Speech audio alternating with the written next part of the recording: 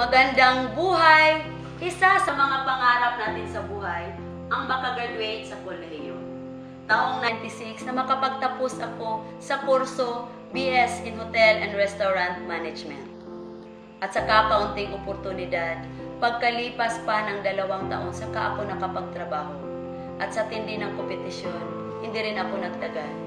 Ilang taon, wala akong permanenteng hanap buhay at umaasa lang sa kakanin na nilalako ko. Pakiramdam ko, sayang lang ang oras na ginugol ko sa edukasyon. Na nagkaroon ako ng sariling pamilya, na pagtanto ko na sa pinakamadaling paraan, makahanap ako ng trabaho at dapat masaya. Lumipas ang panahon, laking tuwa ko na tinanggap ako ng Eiling College of Science and Technology bilang trainer.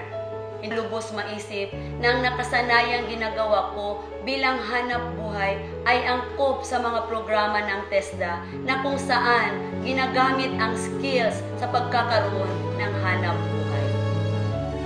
Madali rin ako nakakuha ng iba't ibang certificates katulad ng Bread and Pastry NC2, Commercial Cooking NC2, Food Process NC2, Food and Beverage Services NC2 sa pinakabagong training regulations. Naging assessors din ako sa iba't ibang qualification. Nagkakaroon ng mga non-formal students at sa awa ng Diyos, naka-abroad na rin sila. At ako, nagkaroon ng catering services at mga 4 orders na wedding cakes and birthday cakes. Lalong napamahal ako sa aking ginagawa nang magkampiyon ang aming paaralan sa Provincial Skills Competition na taon-taong isinasagawa ng Provincial Government ng North Cotabato at ng TESDA.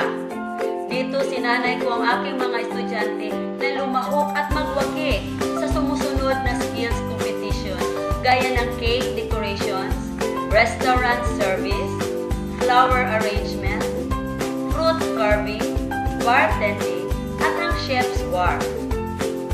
Naniniwala ako sa positibong epekto ng buhay sa pagpasok ko sa kursong vocational. Mapagmataas kong pinasasalamatan ang mga biyaya ng Diyos sa akin.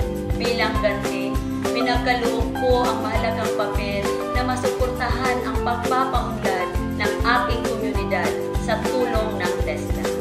Ako, si Elaine May Jerusalem Obando, sa TESDA, sumaya ang buhay ko. Buhay niyo, sasaya rin sa TESDA! Yeah!